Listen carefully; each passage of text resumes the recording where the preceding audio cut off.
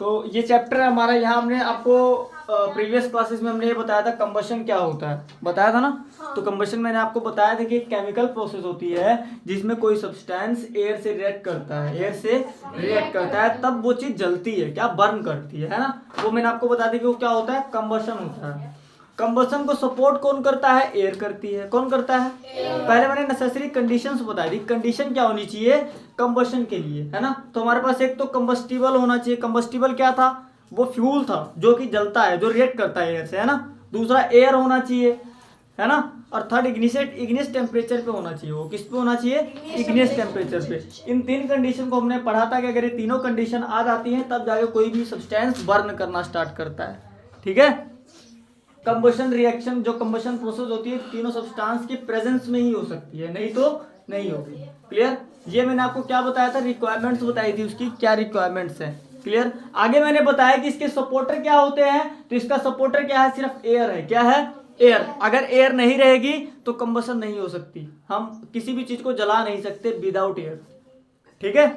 आगे आज हम पढ़ने जा रहे हैं क्या है वो सपोर्टर। क्या है सपोर्टर, मैंने आपको आज ही बताया। सपोर्टर अभी बताया मैंने आपको क्या होता है, एयर। क्या होता है, एयर। अब सपोर्टर होता क्या है, इसकी डेफिनेशन क्या आप बताओगे। अगर डेफिनेशन आपसे किसी ने पूछ ली क्या बताओगे, तो substance which help in combustion, जो सब्सटेंस हेल्प करता है कंबशन में। किसमें, कंबशन में। जिसमें कंबशन में जो सब्सटेंस हेल्प करता है वो क्या होता है, हमारा सपोर्टर होता है। क्या होता है, सपोर्टर होता है। आगे आता, और देखो एग्जांपल दे दिया एयर का, किसका दे दिया, एयर का। आगे आता है इग्निस टेम्परेचर क्या होता है। तो इग्निस टेम्परेचर मैं आपको बता चुका हूं कि वो मिनिमम टेम्परेचर होता है। क्या, वो मिनिमम टेम्परेचर होता है जिस जो रिक्वायर्ड होता है किसी सब्सटेंस के लिए जलने के लिए, बर्न करने के लिए, है ना। अगर वो मिनिमम टेम्परेचर ना हो किसी भी चीज का, वो मिनिमम टेम्परेचर जिस पे वो जलना स्टार्ट कर दे, बर्न करना स्टार्ट कर दे, that is called ignition temperature, ठीक है। वो कम से कम टेम्परेचर जिस पे वो बर्न करना स्टार्ट कर दे, ठीक है। तो मैंने लिखा minimum temperature of any substance, किसी भी सब्सटेंस का मिनिमम टेम्परेचर ऑन विच जिस पे ये क्या करें, बर्निंग स्टार्ट कर दें, उसको क्या बोल देंगे हम, इग्निशियस टेम्परेचर। Igneous temperature.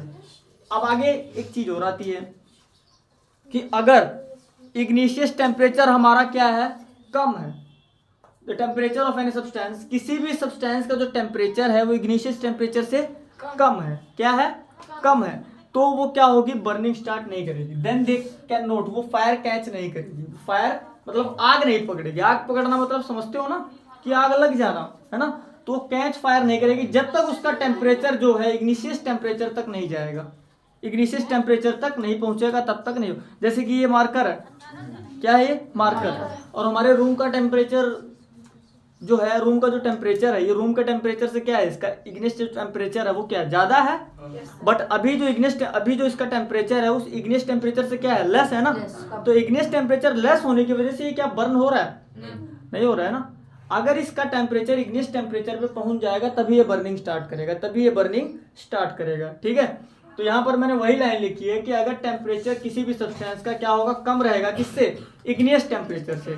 जब तक इग्नियस टेम्परेचर से टेम्परेचर कम रहेगा किसी भी सब्सटेंस का, तब तक वो जलना स्टार्ट नहीं करेगा, बर्निंग स्टार्ट नहीं करेगा। मतलब उसको बर्न करवाने के लिए हमको उसका टेम्परेचर इग्नियस टेम्परेचर तक पहुंचाना जरूरी है। इसलिए हम एक एक्सटर्नल सोर्स का यूज करते हैं, मैचस्टिक, माचिस की तिल्ली का यूज करते हैं ना।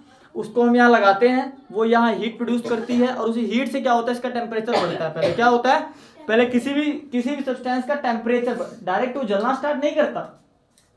पहले क्या होता है, किसी भी सब्सटेंस का टेम्परेचर बढ़ता है, ठीक है। टेम्परेचर बढ़ते बढ़ते बढ़ते जैसे ही वो इग्निशियस टेम्परेचर को अचीव करता है कोई भी सब्सटेंस, वो अपने आप जलना स्टार्ट कर देता है, अपने आप जलना स्टार्ट कर देता है। समझ में आई बात। तो ये चीज को समझ लेना, अगर क्वेश्चन आ सकता है आपके एग्जाम में कि बताओ कि अगर हमारा टेम्परेचर किसी भी सब्सटेंस का इग्नियस टेम्परेचर से कम है तो क्या बर्निंग स्टार्ट करेगा, नो, ठीक है। तो ये ध्यान देना। आगे आता है इनफ्लेमेबल सब्सटेंस क्या होता है।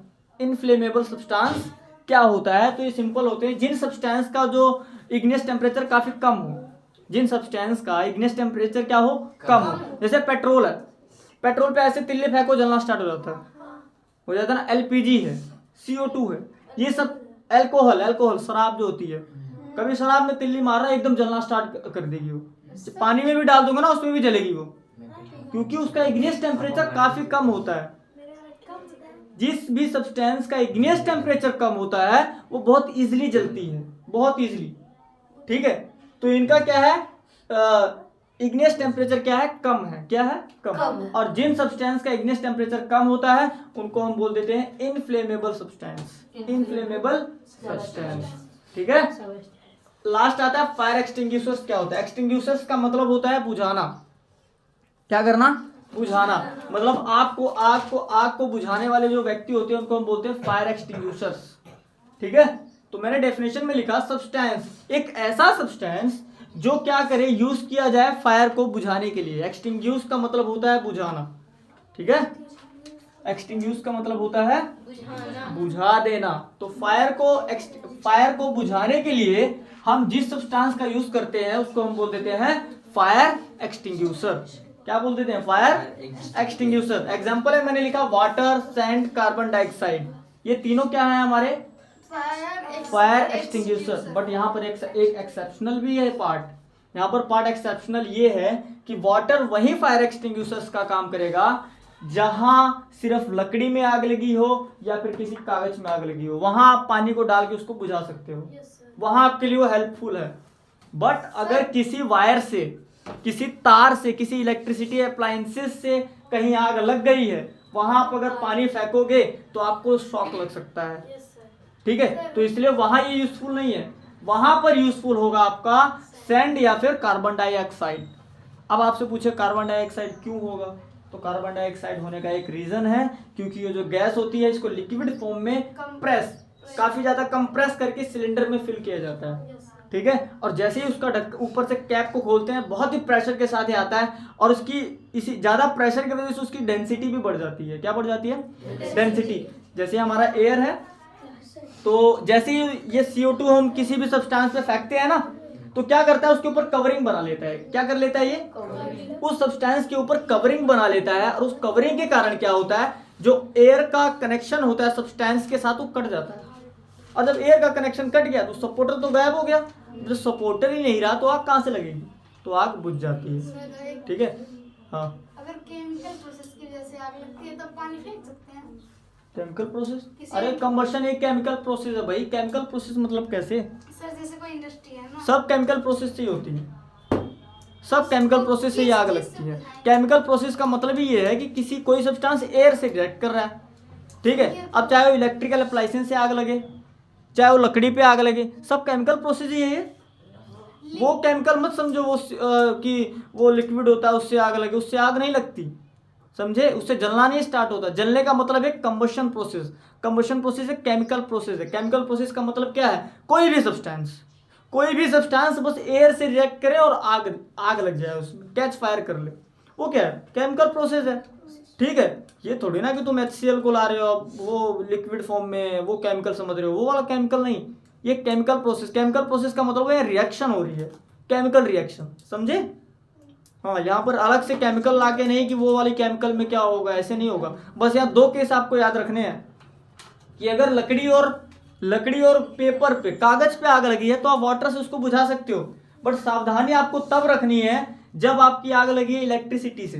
किससे, इलेक्ट्रिसिटी से। क्योंकि कभी क्या होता है, आग लगी, वायर भी तो लटक रही होती है ना, वहां पे आग लग गई, वायर भी लटक रही है, शायद अभी उसके अटैच में वो वायर, उसके अटैच में ही हो, जो सब्सटेंस जल रहा है उसके अटैच में ही वायर हो वो इलेक्ट्रिसिटी वाली, और उसमें करंट पास हो रहा हो, और आपने पानी फेंक दिया गुंडे के दम पे, चलो फेंक दो, बुझ जाएगी, पता चला तुमको भी झटका मार दिया उसने।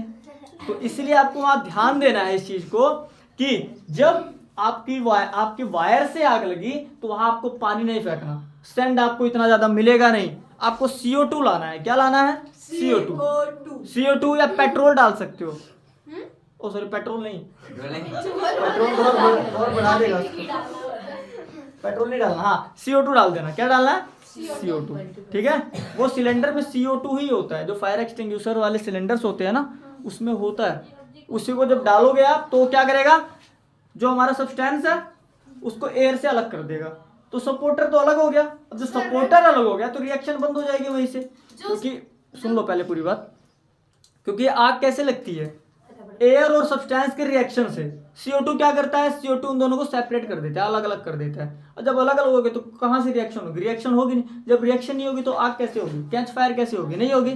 तो वहाँ आग क्या होगी, एक्सटिंग्यूज हो जाएगी। एक्सटिंग्यूज का मतलब होता है फायर बुझ गई, फायर एक्सटिंग्यूज हो गई, ठीक है, डाउन हो गई, ठीक है। तो ये ध्यान देना इस चीज को, आपसे एग्जाम में पूछा जा सकता है कि बताओ बेटा CO2 का यूज क्यों किया जाता है, आप बताओ। क्योंकि उसकी डेंसिटी ज्यादा होती है, वो एयर को सब्सटेंस से अलग कर देता है, सेपरेट कर देता है, सर ठीक है। जो इसकी लेयर बनती है क्या वो दिखती है? हाँ दिखेगी, दिखती है लेयर, वाइट वाइट होती है चारों Yes, तरफ, sir. लेयरिंग हो जाती है, जब उसको जब जैसे उसको साबुन आगे फेंकते हैं हाँ ठीक है। मुंह में दिखता है। तो ये आज का हमारा कंसेप्ट था, इसको आप नोट कर लो अच्छे से, और फिर जो है कल आगे हम कल कंटिन्यू करेंगे, ठीक है। Yes sir. ओके जाओ।